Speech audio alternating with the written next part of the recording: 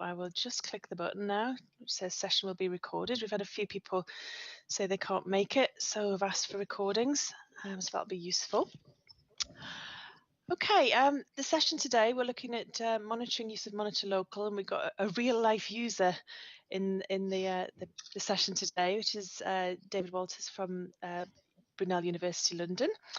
But just before we hand over to him and to Angela, who's Monitor Local Service Manager, my name's Helen Blanchett, and I'm just going to be the sort of the host for the session today.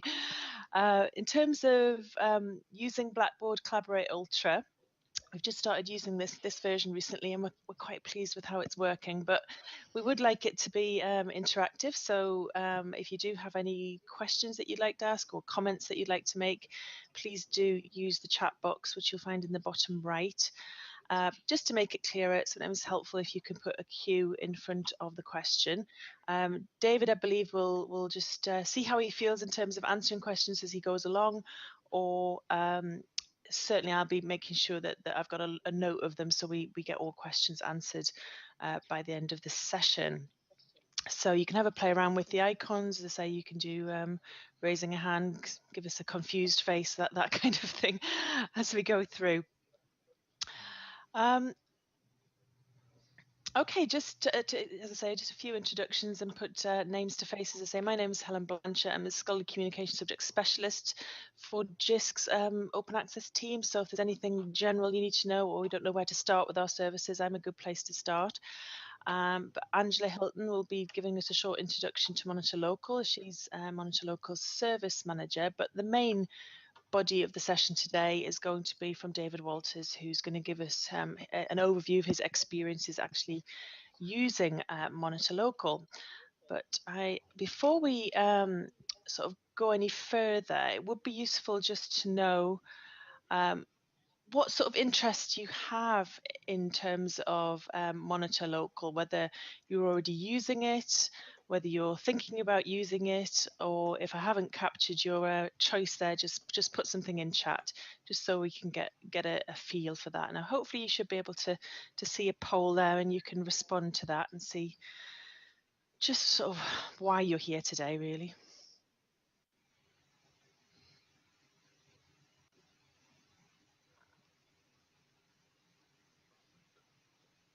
Okay, so we've got mainly people just interested in general to find out what Monitor can do and how it's working at Brunel, but a few people also actually using it already, and a few interested in using it. So it's good that we've got some other users, so we might be able to compare experiences with David.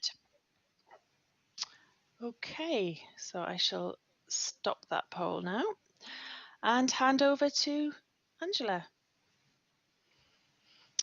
Thanks, Helen. Hello, everybody. Just a brief introduction to myself. I'm Angela Hilton, as Helen said. My broad title is Scholarly Communication Services Manager, and I work over here at JISC in the Open Access team. My main responsibilities as a service manager for Monitor Local and Monitor UK, and I've been in that role for just over a year. And what I wanted to do today was I wanted to give a really brief introduction to Monitor Local. I've done a few presentations, and over the years, there have been many presentations, more in-depth look at Monitor Local and Monitor UK. But this is just a brief introduction for anyone who hasn't come across it before, and as kind of a bit of background to what David might talk about. So. Monitor Local, in a summary, it's a web-based tool that allows institutions to track, record and report on open access academic outputs. It's fairly self-explanatory, I hope, in that it's primarily recording information around APCs, about costs, and in the new release coming up, there'll be more on the reporting side. So we look at those. So the story so far, Monitor Local and Monitor UK are the result of a 2-year project. It was run by my predecessor, Joe Lambert, who some of you may have heard of.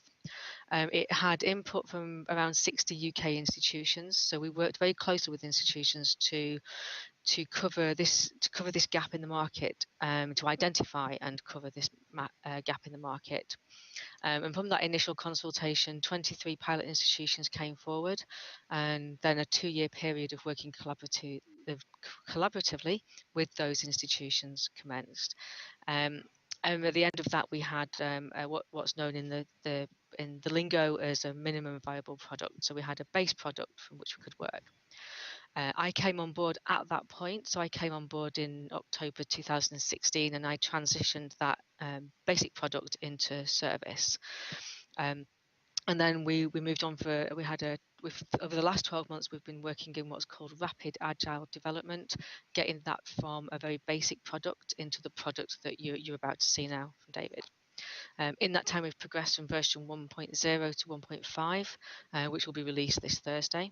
And 1.6, which is a big release that our users are hopefully quite excited about, will be happening. Well, we'll be releasing that for user testing hopefully by the end of this week. If not, it'll be very early next week, and from that we'll be able to deploy that live. And that's version 1.6 that will make Monitor UK an active product, and will also give users enhanced reporting functionality. For example, you'll be able to pull off the RC UK and COAF reports, as well as the Jisc TCO template. Very quick look at the product itself. So I say we're recording academic outputs, and we're recording information around, well, mainly financial information, people information, and its status in the publication life cycle. So it grants budgets, invoices, etc., etc.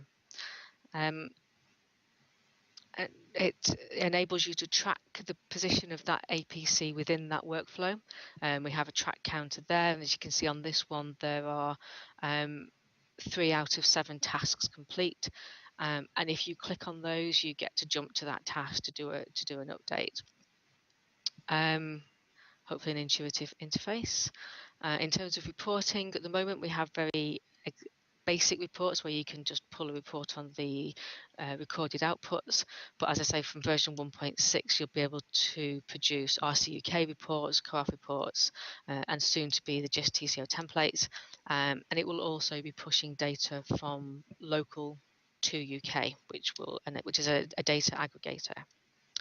So that's pretty much all I have to say about what Monitor is, and hopefully David will give you an insight into how that's being used in an institution. It's a very brief introduction there, and I'm quite happy to talk to anyone in more detail about what Monitor is and where we're going with it, and also to take feedback on what you know so far and where you would like it to go. So please do get in touch. Okay, that's it from me. Thanks, Angela. David, are you ready to take over? Yes, yeah, thanks very much for the introduction. Go ahead. Hello, everyone. Thank you very much for coming. Yeah, my name's David Walters, and I'm the Open Access Officer at Brunel. So I'm going to share today some of our experiences in our adoption of the Jisc Monitor system, where we are today, and how we hope this system can support our ambitions for a simpler and more effective and ultimately more cohesive open access service delivery for our researchers. We'd like to see it helping to drive national benchmarking and more effective reporting as our institution transitions toward open scholarship. So I'm going to talk for about 20 or 30 minutes and leave some time for questions at the end. If you have any questions, just type them into the chat window and I'll try and follow those up. I'll leave all my contact details at the end, so if anybody would like to carry on these discussions personally, I'm happy to do that. Okay, so let's get started. So in the talk,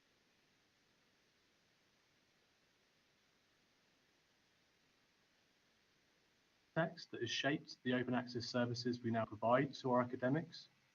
I hope to demonstrate why we chose to become early adopters of the Jisc Monitor system and how this supports our service objectives.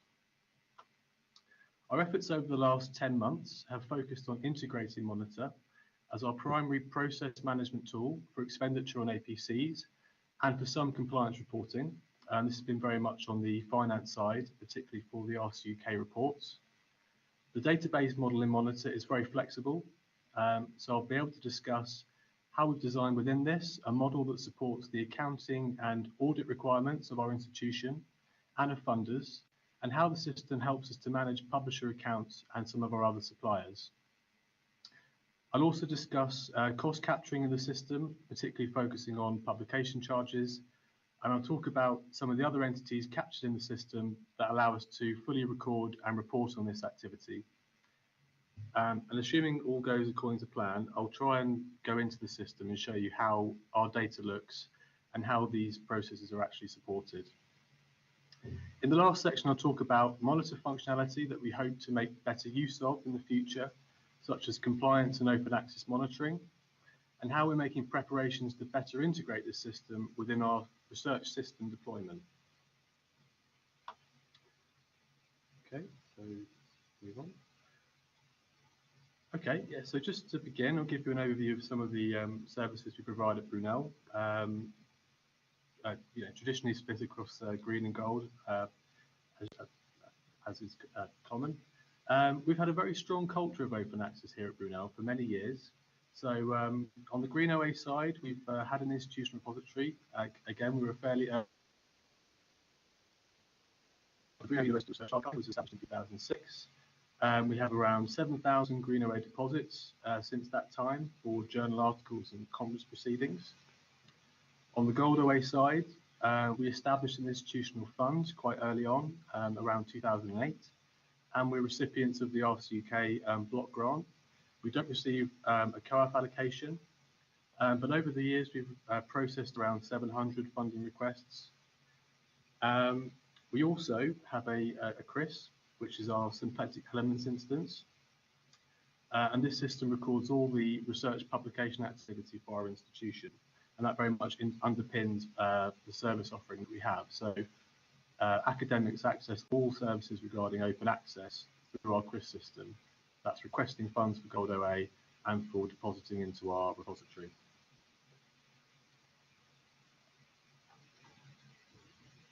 In recent research we undertook, we found some really interesting evidence of global open access activity that pertains to our research outputs. So we discovered that around 2/3 of green publishing is happening outside of our institutional repository, and around 2/3 of gold publishing is happening outside of library funding streams. So basically there's a lot of activity happening beyond the visibility of our request-driven services, even at an institutional level. So our discoveries are relevant to this presentation and the monitor system, in part because engagement with external repositories is a compliance checking issue, but also we hope that services that aggregate open access activity can provide our service new insights into the publishing practices and collaborations of our academics and help us to design systems and processes that better serve them during the transition to open scholarship.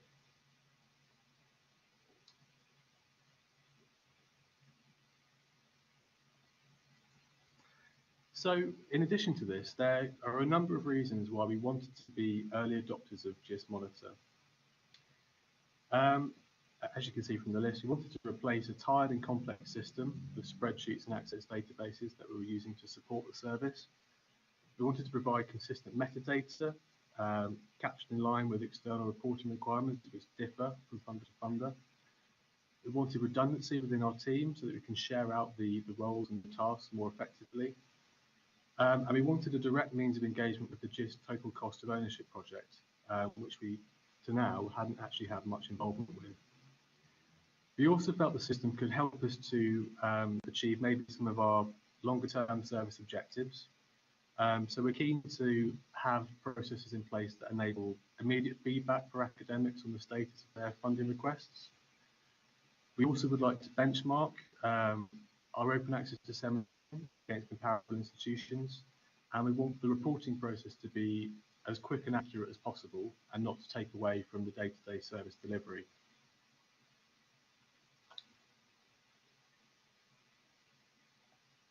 Okay, moving on to the main section of the presentation.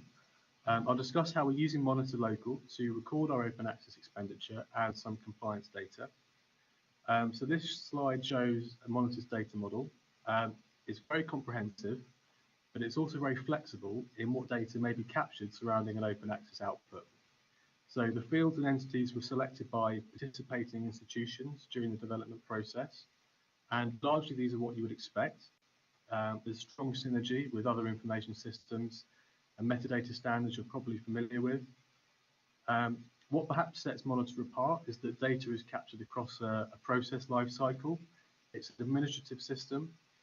Data is refined as information becomes available during the course of the workflow. So, for example, you might receive a request for funding upon an article submission or acceptance, and the model allows cost items to be added when this information later becomes available.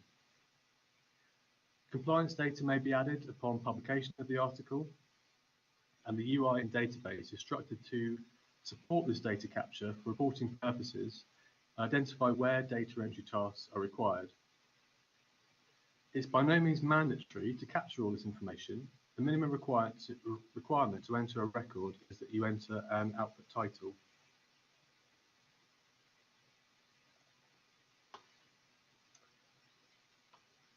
So, as I previously mentioned, information capture is loosely built into a common workflow, and this is reflected in the UI.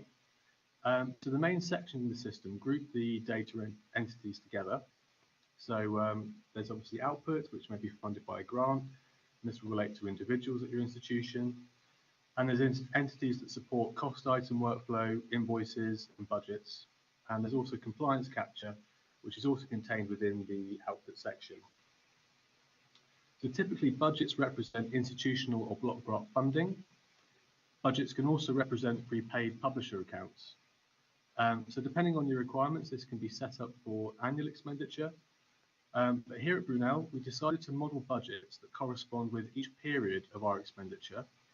So other institutions might decide to do this slightly differently, but we decided on this course to ensure that we have transparency in our audit trail. So I'll show you shortly how this can be modeled to reflect your own financial requirements. All these primary data relate to each other for reporting purposes. The system enables administrators to focus on complexities and requirements of the day-to-day work without becoming overly concerned or overwhelmed with the information on the screen. So I will now briefly show you how this looks in the system. Famous last words. Okay.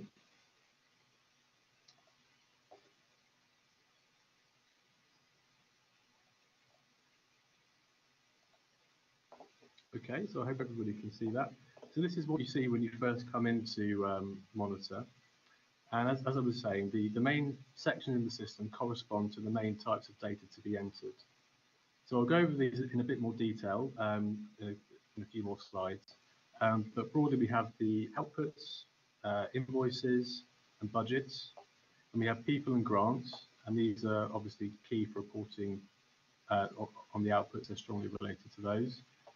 So if I go into the output section, you can see where, okay, let's just choose one at random. When it comes up, come on Wi-Fi. So you can see down here, it's quite easy to add the relationship to funded grants. I won't do it for real. And persons as well, so persons relating to the organisation, so you can just define the roles, etc.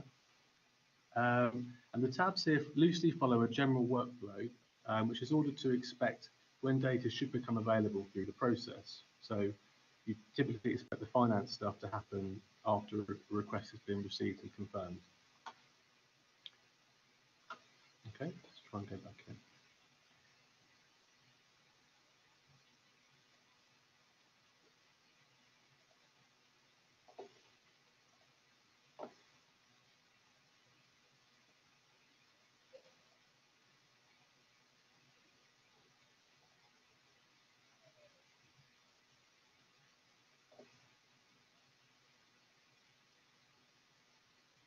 Okay, just 1 second, folks.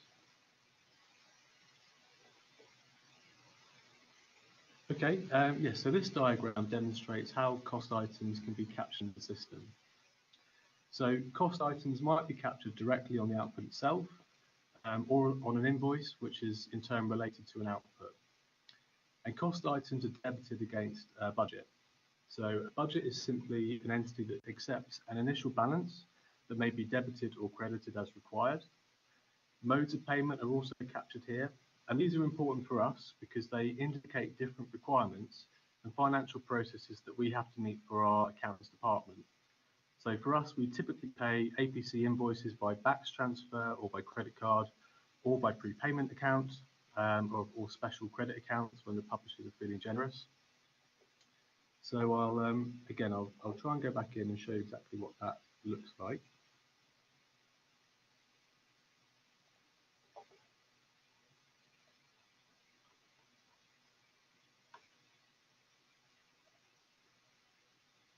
Okay, hope you can see that.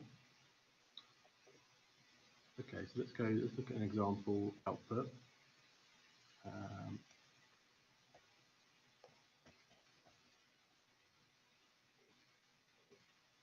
So for this one, which has been previously processed, under the Finance tab, you can see it's a publication for PLOS, for which we hold a prepayment account. And so we've just charged the amount. We've had our monthly statement, and we've checked and reconciled the cost. And we've charged this directly against the budget, which represents our the library funded portion of our Public Library of Science prepayment account. So cost items are also captured at invoice level for invoices, which in turn relate to an output. So let's look for an invoice.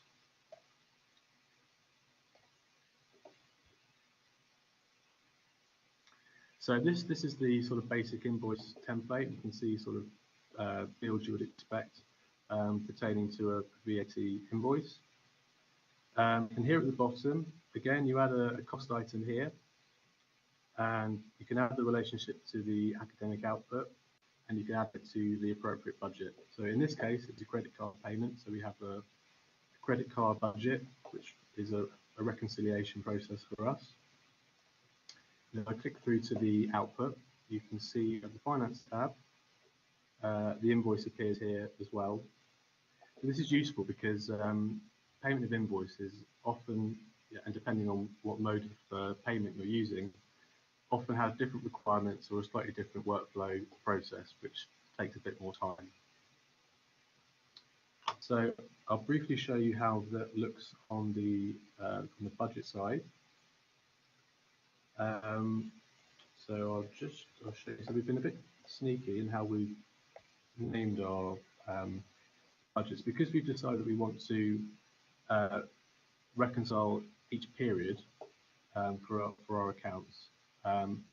We've named it in such a way that we can search quickly and get information out about the whole year. So this shows annual expenditure for 2015 for our LBK institutional fund across all periods for that year.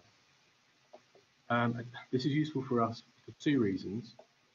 The first reason is that it corresponds directly with our paper trail and our audit requirements for the institution. But also, when we enter the total amount spent in the total funds, if we've done everything correctly, the subtotal should be 0. So it's a useful way of us double checking that we've entered this information accurately. Okay, I will go back now. Watch this space.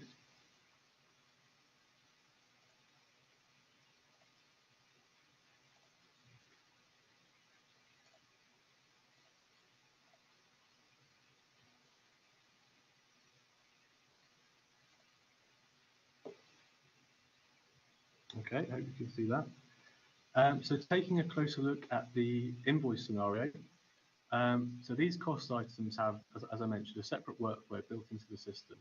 So for most institutions, this will involve raising or charging a purchase order or making a payment by credit card, following your local payment protocols and reconciling the final costs against your account statements. So at Brunel, we use both payment methods to cover invoice charges. We have credit card payments, which are charged against the monthly statement. Costs are coded separately, and these are subsequently imported into our finance system, which then go against the correct budget. So BACS payments appear directly against the budget. But we also have processes around VAT and reverse charges. So for us, we report these to our finance officer, and these also appear monthly directly in our budgets. So for reconciling, this model enables our transactions to correspond directly to our monthly statements and our paper audit trail. And obviously we model separate budgets for different funding sources, as you would expect.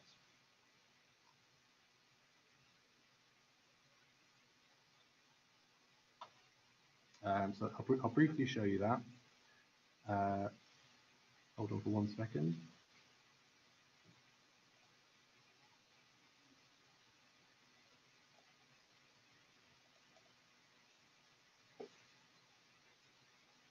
Okay, so invoice scenario. It's a payment by credit card.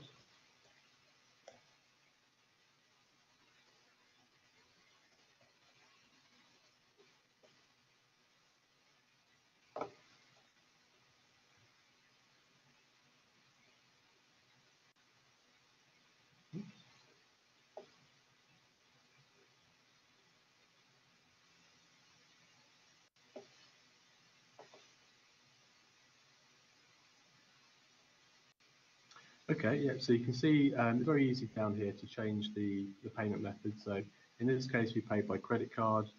We have a workflow here which pertains to making a payment by credit card. If we pay by backs, we'd be making greater use of these fields like passing the invoice to finance and making payment. So it's quite flexible in that way. And again, the key thing here is that it's corresponding to the correct budget, the cost item, and it relates directly to the academic output. So we have that reconciled cost always mapping to the output. And we can also keep down here evidence from our reconciliation, so that we have a complete, or mostly complete audit trail in the system itself, but that ultimately corresponds to the requirements of our institution.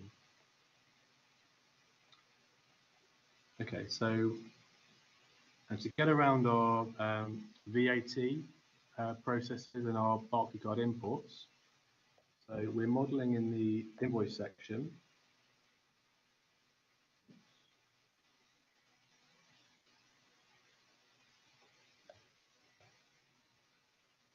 So we're modelling in our invoice section again for each period, as we're doing our reconciliations, our VAT expenditure and our Barclaycard just in the one item. So the Barclaycard imports, we've already done the work of mapping those to an output. We've had a previous process of reconciling the costs. So all we do is copy the costs in and map those to the appropriate budget and the appropriate period.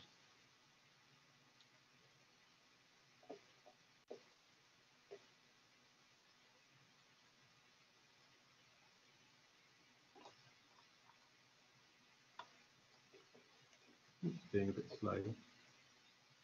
Okay.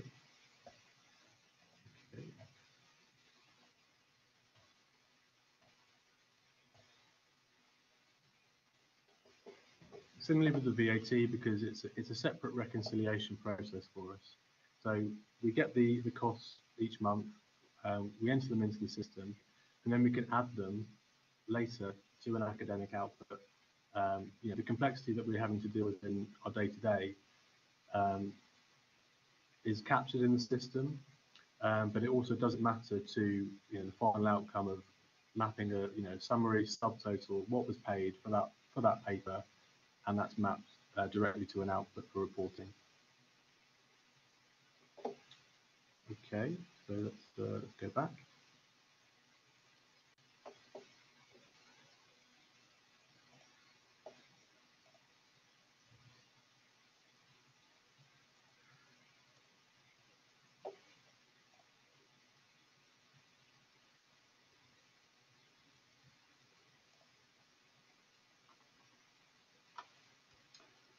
Okay, yes, so and the prepayment scenario. So this is obviously a much faster process. So our outputs may be charged directly from account statements. There's no separate workflow generally required for these. Invoices can be involved because obviously we have to top up these accounts. So in these cases, we would debit from our institutional budget and then credit the account that represents the prepayment account. So the complexity of the workflow is appropriately captured by the system, and at the end of the process, outputs are assigned cost items from the correct budget, and the expenditure reflects the soft and hard commitments during the process.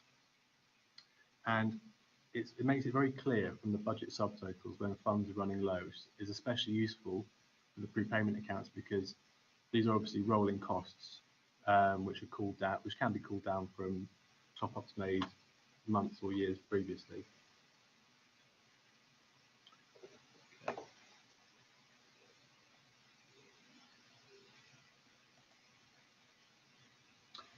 So the system caters for a wide range of publishing costs that can be captured. So as an exercise during setting up Jisc Monitor, we considered all these charge types against our payments policy.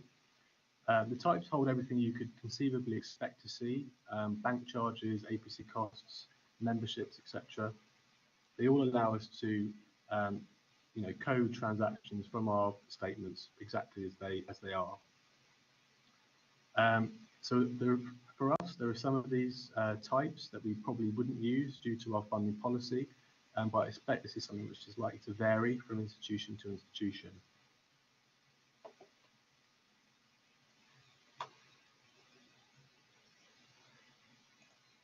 Okay, so just to end this section, this is our sort of full model here, and what this diagram shows in its entirety. It looks quite scary. What I've tried to demonstrate over these last few slides is that Monitor has provided us the flexibility to record costs as they pertain to our local financial requirements. And hopefully we'll shortly see greater functionality in terms of reporting, particularly to funders, and any costs related to an output are ready for aggregation in Monitor UK when this is finally released. So the flexibility has helped us greatly in the last 12 months. I won't go into details, but our financial procedures change very quickly and without much warning. But we were able to successfully remodel our processes within the system relatively easily.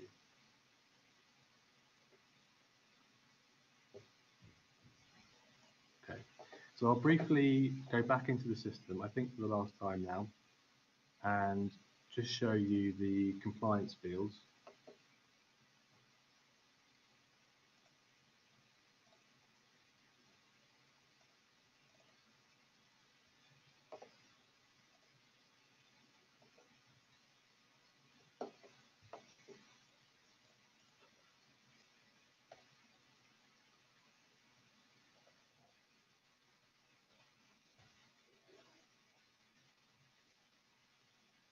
So this is an RCUK funded paper. Because it's got a funder requirement, the compliance tab appears on the left. If it's a request, you know what the open access route is. So if it's a gold request, you would select gold.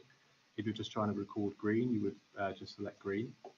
And after you've saved it, you get compliance fields which relate to that funder policy. So I think this is all quite specialized depending on exactly what the funder wants. So if it was a funder that had a subject repository requirement, that would appear here.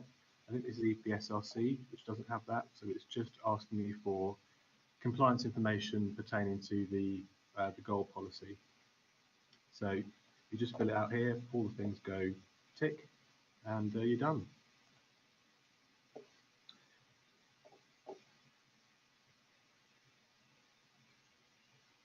Okay, let's go back.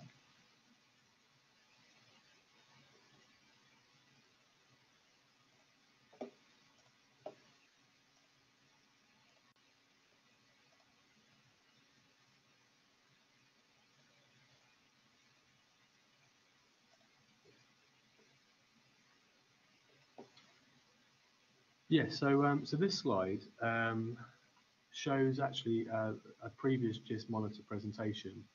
I think I've kind of detailed all the, or you would be familiar with all the fields which are kind of represented here.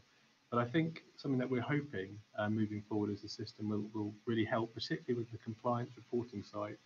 So I think we're seeing more and more services that are emerging that are able to report automatically on open access statuses and criteria, locations basically, and types. It seems to be getting more advanced. So I think while at the moment a lot of this is quite manual in the system, I think we're hoping that we're going to see data flows in the future, which will help make our processes a lot more streamlined and take a lot of the administrative burden off support staff in our unit. It's been almost a year since we moved our processes within the system. So as well as embedding it into our day-to-day work, we've backfilled financial records for the past 2 years. And this is partly because we wanted to experiment with our new workflows. We'd ultimately like to enter all of our remaining gold away payments that we've made as charges to output, so this can be reported on. And we hope that we're going to see functionality over time, as I mentioned, to automatically capture some of this open access information.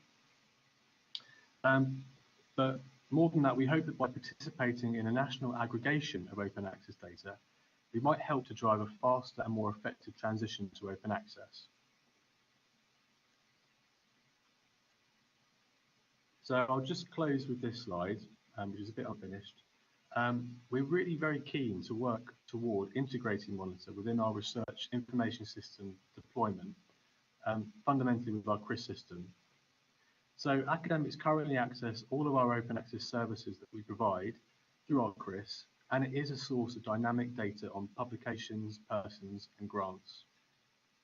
It's a really useful system for many reasons, but not least that we can drill down to staff and departments and help to identify where we need to provide service level support. But to ensure that the data record is consistent and accurate in Jisc Monitor, and if I could go sort of off-piece for a moment here, if Monitor is to be a national aggregator of UK open access activity, then it is really essential that it can accept data from other systems. So we're already capturing a lot of compliance information locally, and again, it'd be great to see this effort not duplicated in terms of the work that we're doing, because we're obviously quite a small dedicated unit, and any streamlining we can have on that side really helps us to free up our time and be out there engaging with academics as opposed to ticking compliance boxes.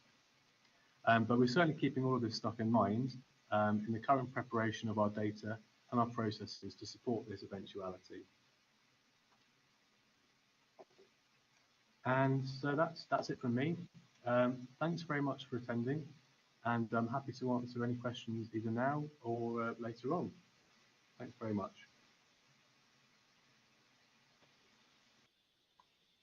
Okay, thank you, David. We haven't had any questions coming in while you've been talking, but I'll just leave a few minutes. Oh, one's just come in from Jennifer.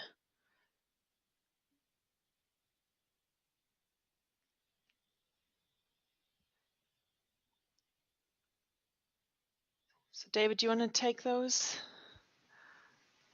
Yes, 1 second. Just is it the bubble?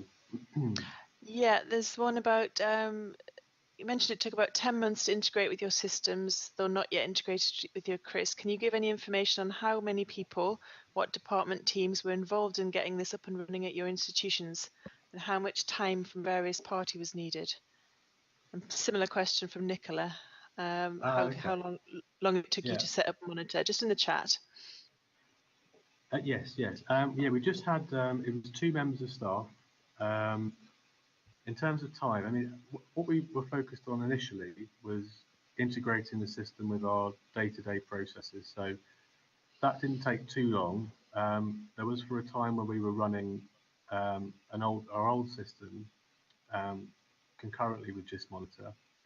But we found that because we only have a limit, we only have actually one, myself, which is dedicated at the moment to processing the APC stuff.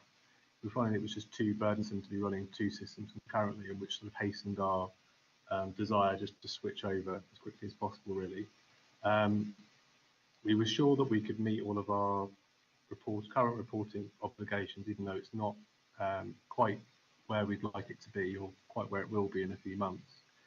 But I would say it probably took us about 3 months to get up to scratch with running it day to day.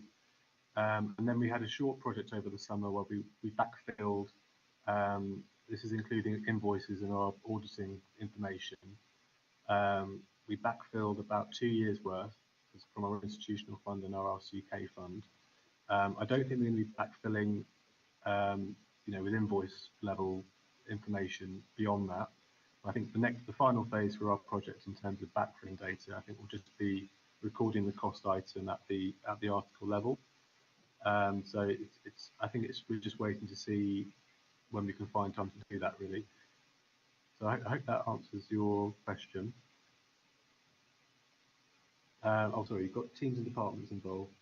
Yeah, so for the moment, it's just the library team involved at the moment. So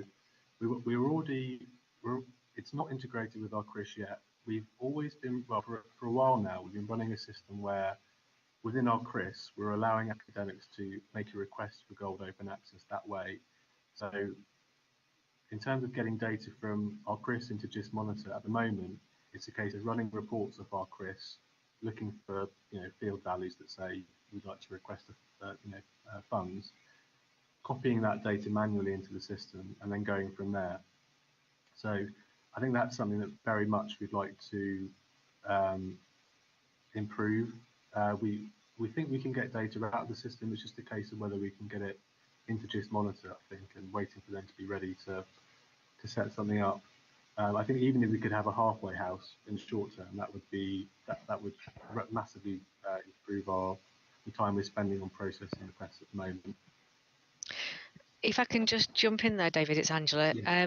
I think that's one of the next phase of development. So, as you know, because you've been involved since then, this year has been about getting it to the point it's at now. And we need to have another one of those user groups where we kind of all sit down and say, what do we want to work on next? And certainly integration with other systems is what I'm assuming is going to be on our next development phase, if that answers that question. Which would be, and I think was it yourselves that were asking for an open API on this so that you could do some internal work, or was that somebody else? Either way, it probably was. Yeah, I think that would all be wrapped up into that. It's about getting an API for this so we could integrate with other systems. Definitely. As I say, it's something we're sort of preparing for, because as we're entering data, there's a field in there for other identifiers. So we're entering the identifier from our publications in our CRIS, in sort of hopefully in readiness for when something like that will be possible. Yeah. And I think in the meantime, we're happy to be doing this work, knowing that data is going to be nationally aggregated and used for benchmarking. So I don't think it should be a barrier to making a start, if that makes sense, with the Jisc Monitor, because I think we're quite passionate in the idea that our progress on the road to open access is shared, and that we can see how we're doing sort of collectively, rather than just being boxed into our institutions, because research activity does not reflect that, really. And I think it's only when you start to group this data together that you get see a real sense of where you are on the progression. So I think that's our motivation at the moment. Nicola has appended her question with, on reflection, are there any drawbacks or issues that you feel need resolving? I mean, yeah. I guess it was certainly it forced us, I think, to really revisit the process model that we had set up before, and I think that was probably a good thing, actually, because it's come at quite a turbulent time, I think, generally in the open access landscape. There's lots of changes happening, policies and things being asked of academics. So I think perhaps a little bit more, for us anyway, if we'd been a little bit more proactive, I think, prior to changing our workflow process, perhaps the work wouldn't have been quite so as much. I mean, it wasn't loads of work, don't get me wrong, but that might have mitigated the work a little bit if we'd been more proactive, I think, in changing our processes earlier.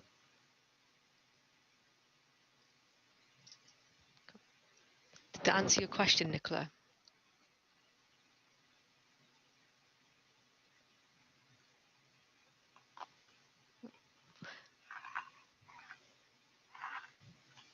Great. Okay, are there any more questions for David or for Angela?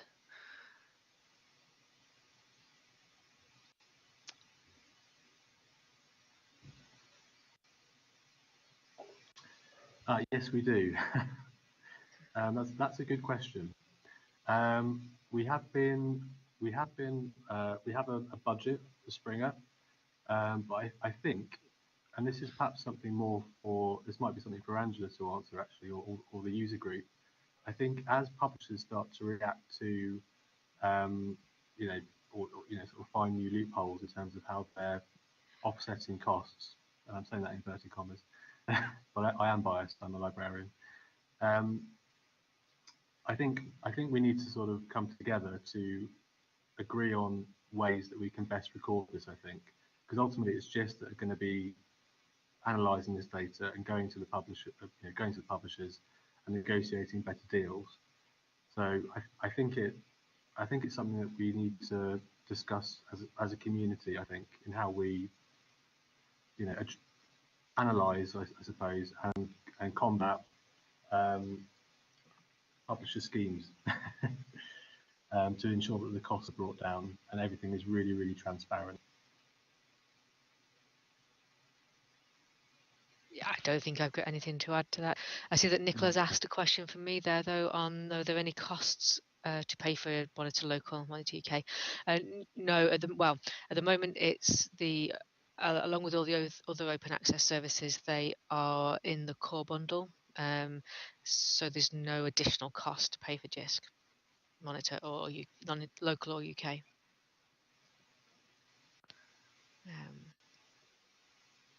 Okay. Jane has asked one for you, I think, David. Is there a way of topping up budgets, e.g. adding a new allocation from RC UK without starting a new budget, or can you carry over to a new budget?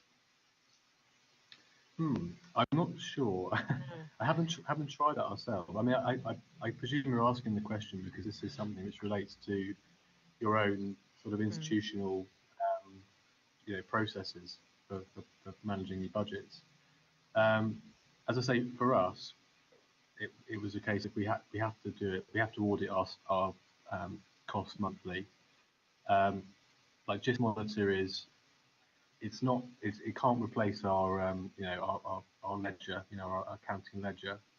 So it can only sort of be a mirror of that. So what we've tried to do is put in place processes that best support the tasks that we do, and particularly around the reconciliations. And I mean, you can obviously have budgets that go over longer periods. So you can have a budget for a whole year. You could have just one budget, and I'm sure that you could model that in the system, to top stuff up, and start with an opening balance. You can credit budgets.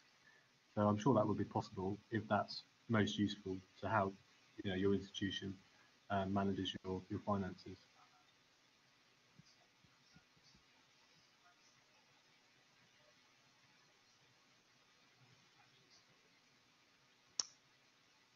Okay, any more questions?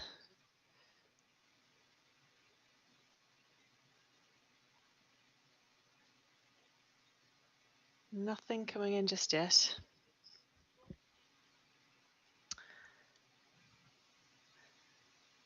Okay, well, I'd just like to thank you all for coming, and thank you in particular to David for taking the time to put together this presentation, which has been really interesting. It's really good for us to actually see some of our services in action and see how they're being used.